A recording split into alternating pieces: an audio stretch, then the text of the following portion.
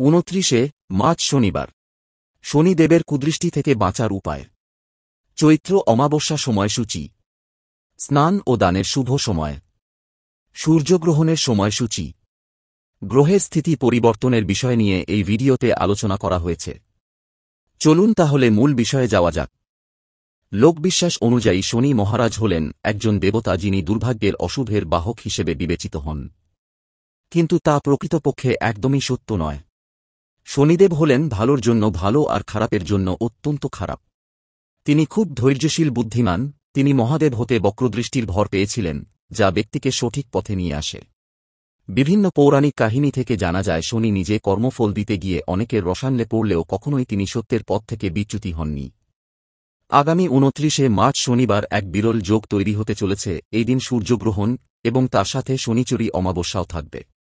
এই দিন আবার শনি গ্রহের রাশি পরিবর্তন হবে, অর্থাৎ কুম্ভ রাশি থেকে সে মীন রাশিতে প্রবেশ করবে।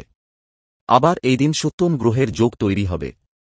মীন রাশিতে যাদের যাদের জন্ম এবং শনির 7.5 চলছে, শনির মহাদশা বা অন্তর্দশা চলছে, শনির ঢাইয়া চলছে বা কুণ্ডলিতে শনি নিচস্থ বা দুর্বল অবস্থায় আছে, তারা সকলেই আগামী 29 মার্চ শনিবার সন্ধ্যায় এই বিশেষ উপায়গুলো পালন করলে জীবনে দেখবেন গ্রহপীড়া থেকে মুক্তি লাভ করতে পারবেন। বহু বাধা বন্ধকতা সংকট থেকে দ্রুত মুক্তি লাভ করতে পারবেন এবং জীবনে দ্রুত সফলতা এবং উন্নতির পথে এগিয়ে যেতে পারবেন। যে মানুষই জীবনে সোজা সরল পথে চলেন বা অত্যন্ত পরিশ্রমী হন, তার উপর কিন্তু শনিদেবের কৃপা দৃষ্টি থাকে। কিন্তু যদি জ্ঞানে বা অজ্ঞানে কোথাও ভুল করা হয় তাহলে শনির কুদৃষ্টিতে পড়তেই হয়। এই কারণে শনিদেবের নামে সকলেই ভয় পান। এই ভয় থেকে মুক্তি পাবার উপায়: প্রথমত, এই শনিবার উপবাস থেকে শনিদেবের যদি পুজো করতে পারেন খুব ভালো ফল লাভ করতে পারবেন। যদি সম্ভব নাও হয় অন্তত এই দিনে নিরামিষ আহার ভোজন করে সন্ধ্যার পরে শনিদেবের পুজো দিন। শনি মন্দিরে তিলের তেলের প্রদীপ জ্বালান। সন্ধ্যার পরে যে কোনো দরিদ্র ও ধার্মিক মানুষকে কিছু খাদ্য দান করুন। শনিবার কালো বস্তু বা কালো কম্বল দান করুন। কালো তিল কিছুটা কাপড়ে মুড়ে সন্ধ্যাবেলায় শনি মন্দিরের সামনে নিয়ে গিয়ে পুড়িয়ে ফেলুন। নিজের হাতে তৈরি দই, ভাত দুস্থদের মধ্যে দান করুন। শনিবারে যেটুকু সম্ভব অর্থ দান করুন বৃদ্ধ ভিখারীদের ও প্রতিবন্ধীদের। একটি রুটির মধ্যে অল্প সর্ষের তেল মাখিয়ে কাককে খাওয়ান। শনিবার অবশ্যই নিরামিষ ভোজন করবেন। আমি পূর্বেও বললাম কম তেল মশলাযুক্ত খাবার খাবেন।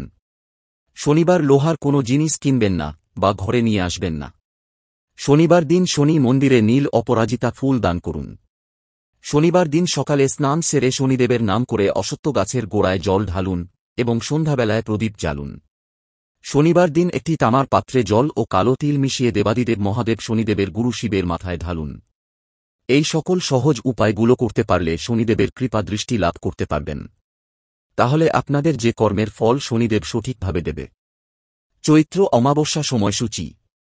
চৈত্র মাসের অমাবস্যা তিথি 28 মার্চ 2025। শুক্রবার সন্ধ্যা 7:55 শুরু হবে। 29 মার্চ শনিবার বিকেল 4:27 শেষ হবে।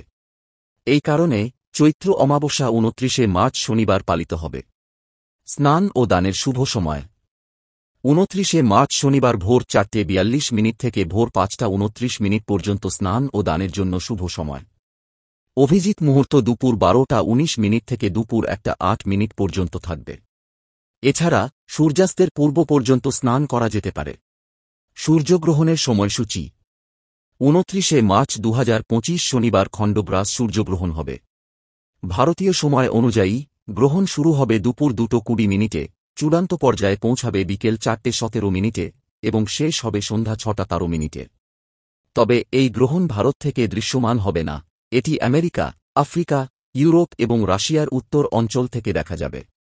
গ্রহের স্থিতি পরিবর্তন: 29 মার্চ 2025 মীন রাশিতে একটি বিরল সপ্তগ্রহী যোগ ঘটবে। সেদিন শনির গোচর হবে এবং শুক্র, বুধ, সূর্য, মঙ্গল, চন্দ্র, শনি এবং নেপচুন এই 7টি গ্রহ একত্রে মীন রাশিতে অবস্থান করবে। জ্যোতিষশাস্ত্র মতে এই বিরল যোগ কয়েকটি রাশির জন্য অত্যন্ত শুভ ফলদায়ক হবে।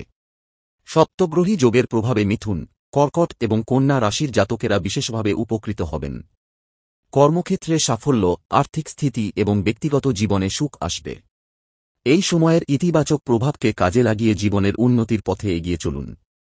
আজ এই পর্যন্তই, আবার দেখা হবে অন্য কোনো ভিডিওতে।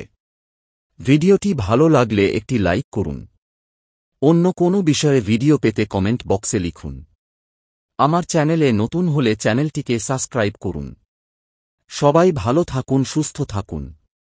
ভিডিওটি শেষ পর্যন্ত দেখার জন্য ধন্যবাদ।